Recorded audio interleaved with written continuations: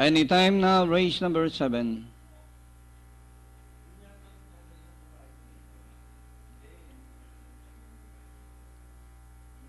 Away they go, Sir Jeboy from the outside, rushing up Jacqueline's Diamond. Mr. Universe is racing on the outside by the elusive cut. In between runners, Ferrari 1. Senyales Dugus Paramore is running at the tail of the field. Back to the front runner, Jacqueline's Diamond. Sir Jeboy, Ferrari 1, Mr. Universe on the outside, elusive cat. And inside the last 700, Jacqueline's Diamond, running by the Ferrari 1, Mr. Universe. In between runners alone, Sir Jeboy.